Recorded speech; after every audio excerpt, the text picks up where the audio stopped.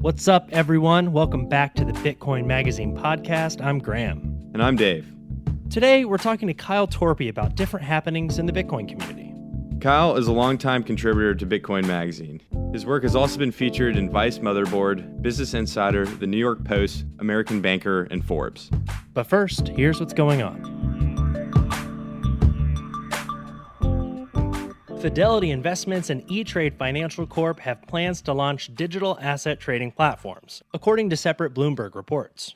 Fidelity's cryptocurrency subsidiary, Fidelity Digital Assets, is close to launching Bitcoin trading for its clients within a few weeks. According to an anonymous source, their new Bitcoin trading service will initially only be available to institutional investors. E-Trade's crypto trading service will first offer Bitcoin and Ether, but does have plans to list other assets in the future. Last year, the brokerage opened up access to Bitcoin futures trading from CME Group to its customers. Fidelity and E-Trade's move into Bitcoin comes on the heels of a report that TD Ameritrade is also testing out a crypto trading platform, joining the likes of Robinhood and a short but growing list of traditional investment platforms who have already entered or are at least interested in joining the crypto space. According to a recent study by Longhash, the percentage of CoinJoin Bitcoin transactions has tripled over the last year, sitting at 4.09%. CoinJoin works by allowing multiple users to pool their individual transactions into a single group transaction, which essentially scrambles the funds and obscures the link between sending and receiving, greatly improving anonymity. One factor accounting for the CoinJoin boost has been the advent of Wasabi Wallet, whose intro to the crypto industry is largely responsible for more than 1 out of 25 Bitcoin transactions using CoinJoin technology. Wasabi Wallet intends to make the technology of CoinJoin more accessible and convenient for the average user by adding features of security, privacy, and user experience. As of April 2019, they have garnered more than 33,000 user downloads and have claimed to have made almost 30,000 Bitcoins fungible through their platform. On Tuesday, May 7th, 7,000 BTC, or 2% of Binance's entire BTC holdings, was stolen by hackers. After reporting the hack in a blog post on the company's website, Binance CEO CZ stated that Binance will use reserves from its Secure Assets Fund to compensate users so that no customer funds will be affected. While trading on the Chinese crypto exchange continues, Binance temporarily suspended deposits and withdrawals. After the hack, CZ suggested the idea of reorganizing the Bitcoin blockchain to rewrite the hack transaction as though it didn't happen. He quickly backpedaled from the suggestion after deliberating with other industry leaders over the sheer difficulty and possible loss of Bitcoin's credibility if such a thing were to happen. Added to this, the proposition of rewriting the Bitcoin blockchain's history was met with fierce opposition by the community. Not only would this reorganization be an ambitious undertaking, it could instigate a split of miners within the community and not to mention shake the overall confidence in Bitcoin's immutability. In light of the hack, these reorganization discussions in the community, especially on Twitter, have shed light on how important the non-technical aspects of Bitcoin play a role in its future. The legal conflict between Bitfinex and the New York Attorney General's office over $850 million in missing funds continues. The exchange and New York's legal advisor have both sent letters to the New York Supreme Court arguing their side. The argument from the Attorney General's office is that their requested probe is in the interest of protecting the public. Their concern for the exchange, drawing on Tether, is that there is not enough assurance for security with the stablecoin, and therefore there is a significant possibility that their additional funds could be lost. Still, Bitfinex isn't budging, calling the court order a massive regulatory overreach.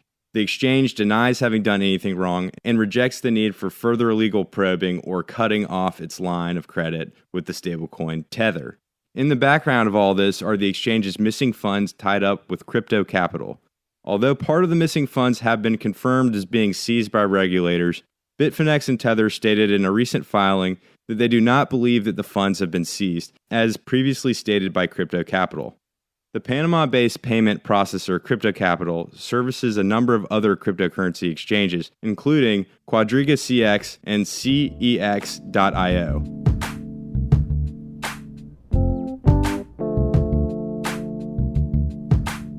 Kyle Torpey has been writing about Bitcoin since 2011. And today we're talking with him about recent happenings in the Bitcoin community. Like, how does one measure decentralization?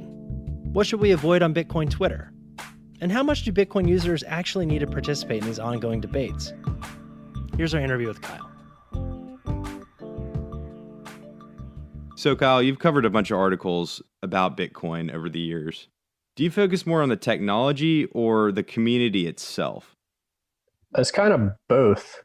There's so many different facets kind of when it comes to like what brings people to Bitcoin. There's like the sociological, like you said, the technical, gold bugs come to it, cypherpunks come to it. I try to cover pretty much every single aspect of it because that's how you get the best like overall picture of what's going on, I would say. I mean, the sociological and the technical aspects are kind of intertwined because Bitcoin creates incentives kind of in its code that everyone is then incentivized to act in a certain way. The miners are incentivized to properly order transactions. Everyone's incentivized to run a full node to make sure all their transactions are actually Bitcoin transactions. And I actually wrote about a piece about this for Bitcoin Magazine where I talked about like underlying code of Bitcoin is kind of what creates the incentives for this so-called toxic maximalism that people complain about on Twitter and social media, because people are kind of incentivized to protect the decentralization of Bitcoin at all costs. And the reason people do that is because of the incentives created in the Bitcoin system. And Satoshi even talked about this kind of where he talked like there's that quote where he said like Bitcoin users might become increasingly tyrannical about keeping the block size small or something like that. Because he was talking, I think it was in the context of talking about like Namecoin. So he was basically saying like they should have like a completely separate blockchain for Namecoin and keep Bitcoin just for Bitcoin. Kyle, can you just explain what the block size is on the Bitcoin blockchain? Well, now it's called the block weight limit because it was kind of altered with the segregated witness improvement. But effectively the idea with the block size limit is it's the limit on the number of transactions that can be included in a block every 10 minutes. So and that has impact on the cost of operating a full node. I would recommend people who like want to dive deep into that to read Paul Stortz's, I think it's called a blog post called Measuring Decentralization. He goes into, how the cost of operating full node is, effectively one of the better ways to measure the level of decentralization in Bitcoin. And that's probably on his TruthCoin blog. So how would a user go about actually measuring Bitcoin's level of decentralization at any given time? I mean, it's difficult because we don't really know how decentralized mining is. Like all we really have to go on are those charts of like the distribution of the mining pools, but that doesn't really tell you much because those mining pools are made up of a bunch of individual miners who can like move to a different pool whenever they want. So there's that. There's like the cost of operating a full node. And the location of a Bitcoin node is not supposed to be public, right?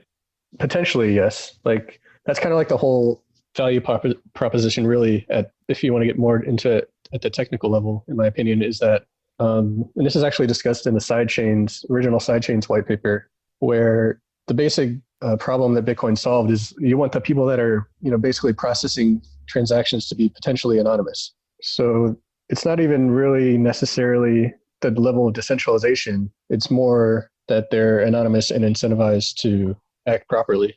Right. So that I wrote this other piece about, how Ripple and Stellar aren't really cryptocurrencies because they don't really allow for anonymity in their, the validators in their systems because it can't work because it would be open to civil attacks and, like all the validators could be the same person and you wouldn't know. So Bitcoin solves that with proof of work, basically that, the miners prove that they, have some skin in the game. So they should be, somewhat trusted, it's not like a huge amount of trust, but they're, trusted to order transactions and not collude to cause double spends and things like that. So recently you read an op-ed for Bitcoin Magazine about how Bitcoin makes privacy a polarizing topic. Can you explain that thesis? Yeah, I mean, as Bitcoin itself gains more privacy, hopefully, I think it becomes, maybe more clear to people that like, this is why we're all here for the kind of the cypherpunk ideology, whether people realize it or not, because, people will say that it only, creates like use cases for criminals, but there are, a number of interesting use cases for non-criminals too. And, some things that are criminal, maybe they shouldn't be legal or whatever. So it's good to have this, alternative for people to use, especially with, as the world moves closer to like a, cashless society. Eventually you have this kind of black and white option between, complete surveillance or no surveillance. as everything becomes like more digitized, there's less of a gray area there in terms of like how closely governments are tracking everything. You read another article about how people in the Bitcoin community should deal with people in the space who are toxic, like a fraud. Why did you feel the need to write that article? Yeah, someone like that person is really just looking for attention more than anything else. So I think it's similar to, whether you like Trump or not, like he definitely used the media the media basically turned their news networks into 24/7 coverage of Trump. And now a lot of them are looking back on that and saying like, oh, maybe we should have just like, covered him differently instead of like making our news networks cover him 24/7, have all these people like raging about him all the time.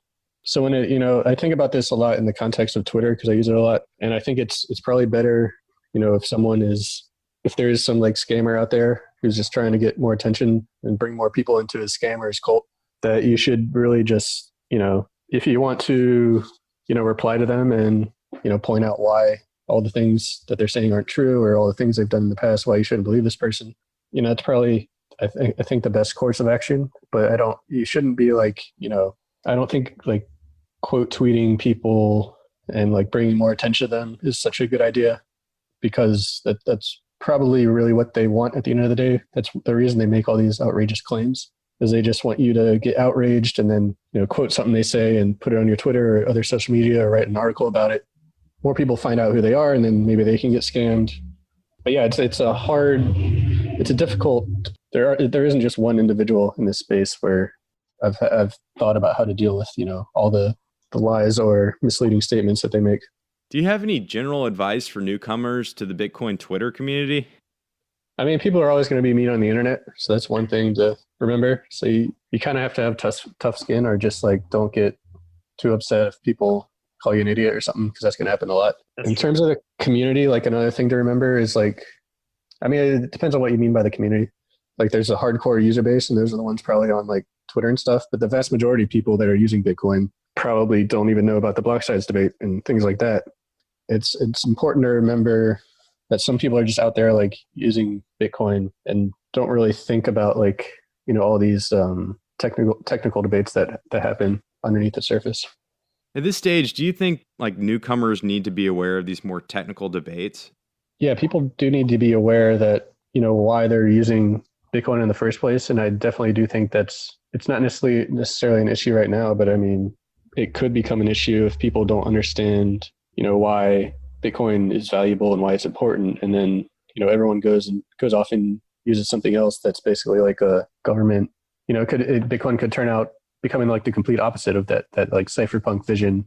And, every transaction is completely tracked and traceable. And that's an issue because you need like the liquidity for money to be useful. So if like everyone moves over to this, government coin or whatever, that makes Bitcoin itself much less useful. And that's obviously one of the problems with Bitcoin today, that it's not that liquid. So it is like still very volatile and less useful as a money. You started something on Twitter called Crypto Retreat.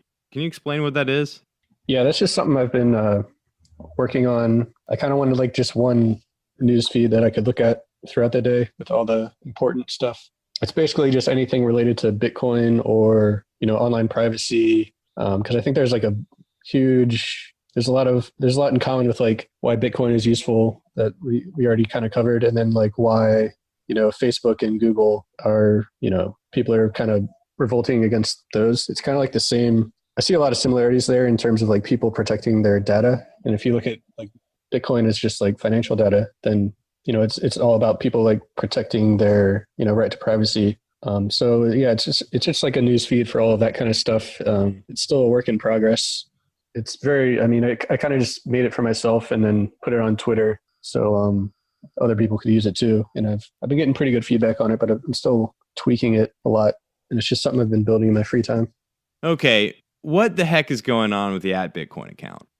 So I put an op-ed out in CoinJournal because everyone was talking about it on Easter weekend, but I was like with family at the time and stuff. So I was just kind of reading stuff and didn't really participate that much. But then I went back and I thought about it a lot and put out an op-ed because first of all, like if for those who don't know, the account is tweeting out like basically Bitcoin Cash propaganda nonstop.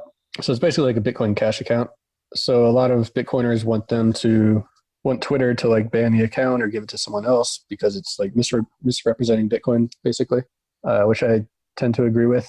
And there's been a lot of people that have been speculating that the account was bought by Roger Ver, who, was a very important figure in the early days of Bitcoin and got the nickname Bitcoin Jesus. But now a lot of Bitcoiners call him Bitcoin Judas because he's just because of a lot of his shenanigans, including owning Bitcoin.com and using it as a platform to promote Bitcoin Cash, and I would say mislead people into thinking Bitcoin Cash and Bitcoin Core are like two flavors of the same thing, or that kind of thing. Because I had heard a rumor a while ago. So I was writing this op-ed. I talked to Pete Rizzo from CoinDesk, and he confirmed that the account was leased to CoinDesk from 2013 to 2017. And, the activity of the account did change after that. So it's unclear if, that the original account holder still has it or it was sold to Roger or someone else. But yeah, my view on it is I kind of went into this like long spiel that would apply to a lot of other words in this, just like nouns like technology or business, because Bloomberg, they own the crypto at technology at business because they're valuable and they want, to have those handles. They want to be like the authority on those topics. So my whole spiel was like, instead of like Twitter allowing, people to grab those accounts and squat on, like basically do domain squatting on them, they should just like lease out the accounts themselves, as long as whoever they lease the account to is not doing crazy things, they can, earn a additional income that way, perhaps. Basically, I think the Bitcoin account should just be auctioned off to the highest bidder. And as long as they're not like scamming or, as long as they're, Twitter thinks they're creating quality content for the Twitter user base, then, they'll get to keep renting the account from Twitter. We interviewed Jameson Lopp a few episodes back, and he talked to us about his level of privacy. By comparison, where do you fall on the privacy spectrum? Yeah, I've read a lot of Jameson's stuff and listened to a lot of his interviews about this. And a lot of it is like really demoralizing because it's just so hard to secure your privacy or, use software that isn't proprietary and you can like go through and read the code. Yeah. You have to give over all of your personal information to do like anything, like your address, your phone number, your, whatever. I mean, earlier today, I got an email from someone because I was thinking about writing for their website, and they sent me like this form to fill out as part of like their application. And they were asking for like my home address, my passport number, like all this other crazy personal data that like, it's just like generally accepted that like people just hand over this data without really thinking about it much. And all of this data is like, people will say like, why do I care? I don't really care about privacy or whatever, but I mean, privacy is connected to like security. And I remember some interview where Lap was talking about this, like with people on Twitter, if you have a certain amount of followers, you don't know how many of those followers are like mentally unstable. So you could just say something on Twitter that like triggers someone, and then they can easily gain access to, your address or whatever with some basic like Googling, and then show up at your house and, try to do something to you. I mean, that's in terms of like the pitch on why people should care about privacy. I think they should think about it in terms of like security. Like the less people know about you and your activities and everything, the more secure you are. And I know me and Jameson are probably like very on the more like paranoid spectrum for this kind of thing.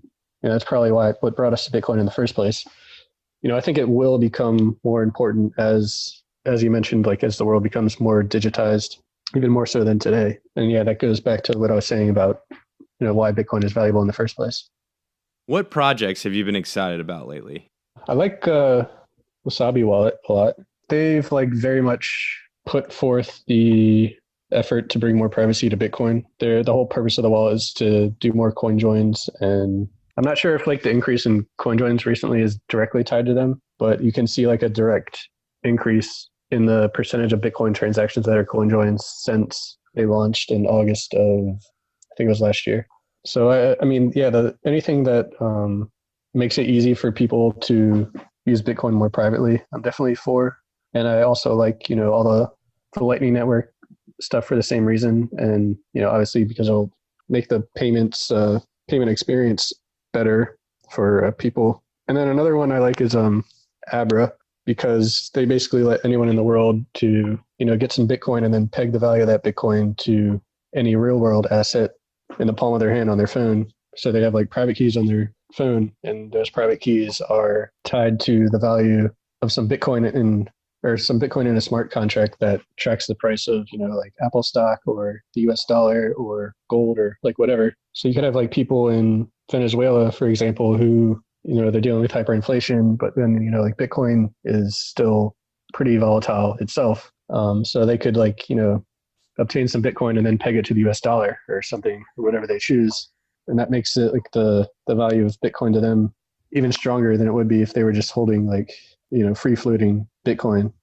But the one thing I would say about Abra is that I don't think it's like sufficiently decentralized yet. So it seems like it could be easily shut down in its current form. But I think they're working on, decentralizing their platform more over time. But I should also say, like, the only way they can really solve the centralization problem is by decentralizing the oracle that makes it possible to track the price of all the real world assets. And I think that's an extremely difficult problem to solve.